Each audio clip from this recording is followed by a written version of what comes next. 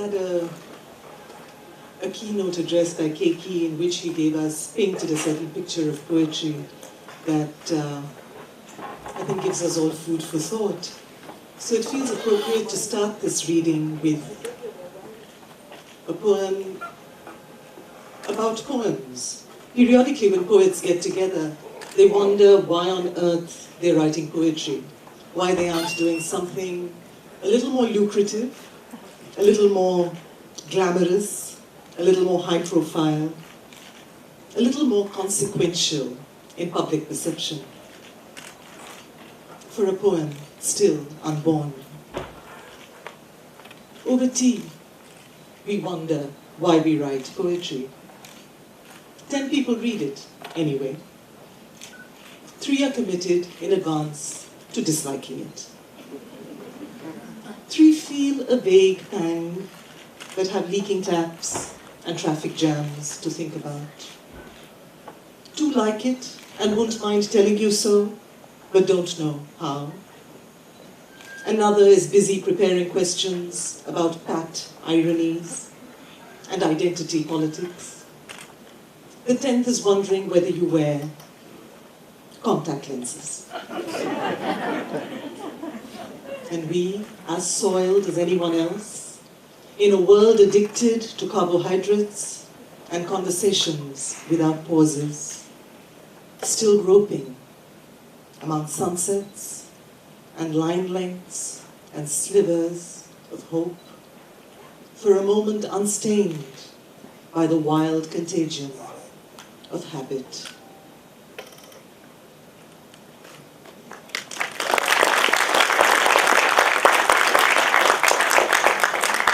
Since the theme of this conference is belonging, it feels right again to read a poem from my second book.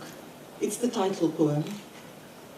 I've lived all my life in Bombay, Mumbai, and never quite felt that I belonged.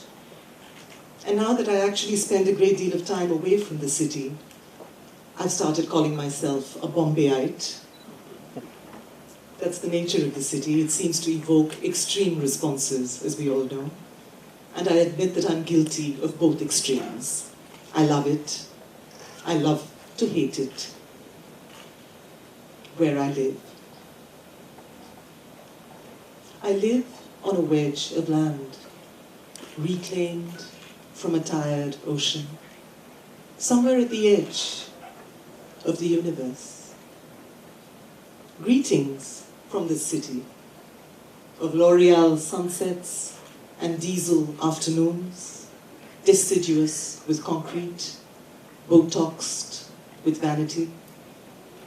City of septic magenta hair clips, of garrulous sewers and tight-lipped taps, of 80s film tunes buzzing near the left temple, of ranting TV soaps and monsoon melodramas. City racked by hope and bulimia. City uncontained by movie screen and epigram. City condemned to unspool in an eternal hysteria of lurid nylon dream. City where you can drop off a swollen local and never be noticed. City where you're a part of every imli-soaked bhel puri. City of the Mahalakshmi beggar peering up through a gorse bush of splayed limbs. City of dark alleys. City of mistrust. City of forsaken, tube-lit rooms. City that coats the lungs, stiffens the spine, chills the gut with memory. City suspended between flesh and mortar and faux leather and delirium, where it is perfectly historical to be looking out on a sooty handkerchief of ocean, searching for God.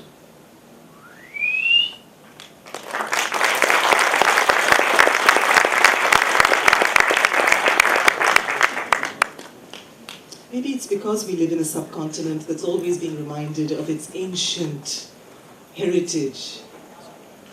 But there are times when I've longed for a sense of belonging that doesn't seem weighted by the past, doesn't seem encumbered by the past. Home. Give me a home that isn't mine, where I can slip in and out of rooms without a trace, never worrying about the plumbing, the color of the curtains, the cacophony of books by the bedside. A home that I can wear lightly, where the rooms aren't clogged with yesterday's conversations, where the self doesn't bloat to fill in the crevices. A home like this body, so alien when I try to belong, so hospitable when I decide I'm just visiting.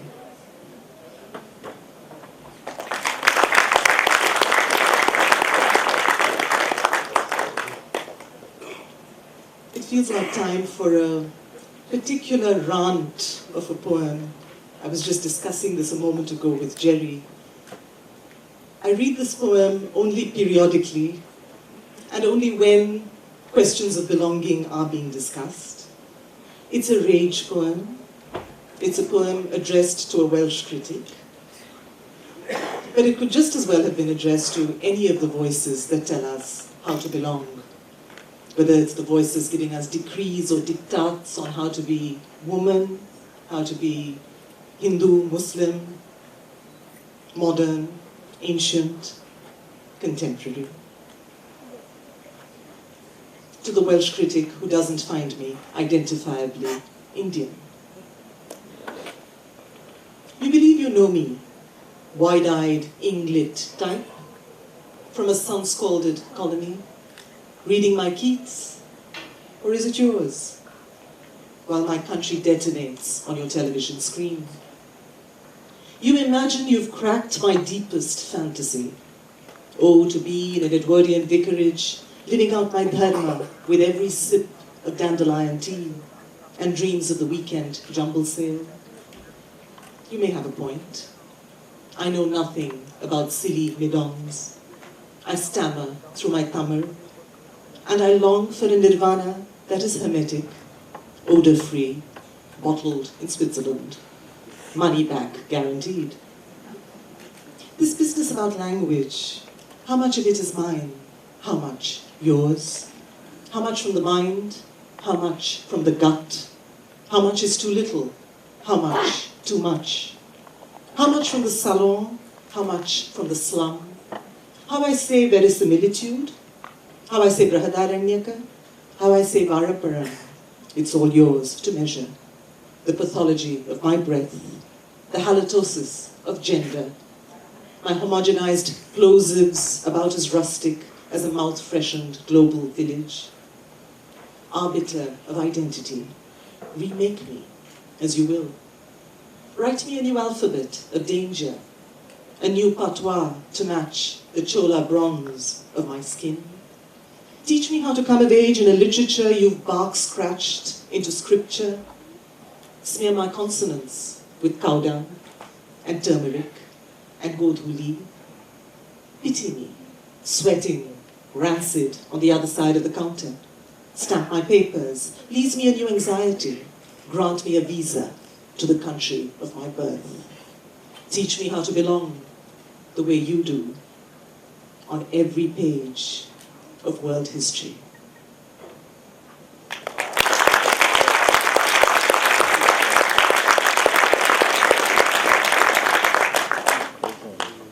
I'm not always so savage, so this is a mellow.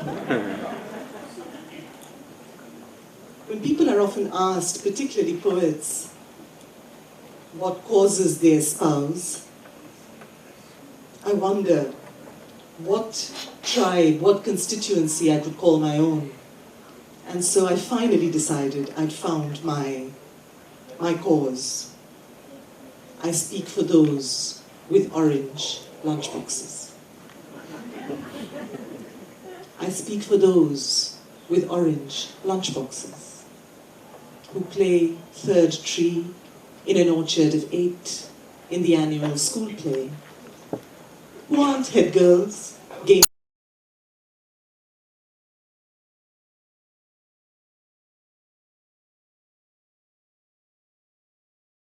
fit, who remember everyone's lines but their own, who pelt after the school bus, their mother's breakfasts still lurching in their gut, who still believe there'll be exams one day that they'll be ready for, those with orange lunchboxes.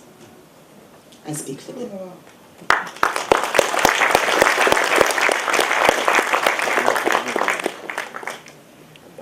Imran Khan. I remember the time we crowded into the Oberoi lobby to meet Imran Khan. A buoyant bevy of schoolgirls with satchels and prefect badges, still downy with chalk dust.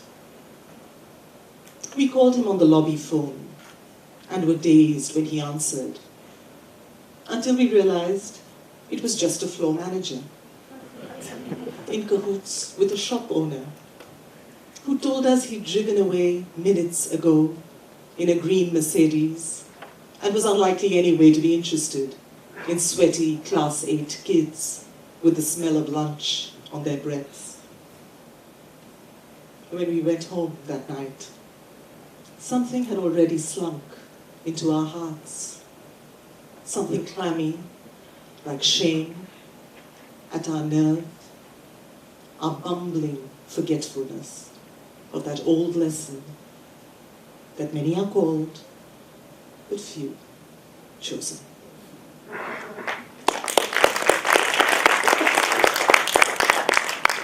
I'd like to conclude with a poem called Sharecropping. It's also a poem about belonging. A belonging so intense that sometimes one doesn't know where the self ends and the other begins. It's the kind of relationship we've all done. Sharecropping. I'm wearing my mother's sari, her blood group, her osteoarthritic knee. We voted for different men, same governments. In dreams, she plays among trees of rubber and beetle palm outside a home in Myanmar, while I scamper down dark service stairways in Bombay buildings, sharp with the smell of urine and kesar agarbatti, smoking out of the breast pocket of the 7th floor madman. She lusted after Devanand, I after Imran Khan. On television, both still sport headfuls of black hair. She treads nimbly across language. I bowl every now and then into mouldering inertias. I can come undone with muzak or a compliment. My mother's made of sterner stuff. Sowing the same dream in a different self. The cussed logic we both know behind eons of parenting. We talk Buddhism, Lata Mangeshkar, plot pedicures late into the night, and she watches me, ancient, peasant, canny harvester, her eyes bright with defeat as I grow stealthily into her body. Here it is then, the treachery of middle age, of love. It gets no closer than this, Mom.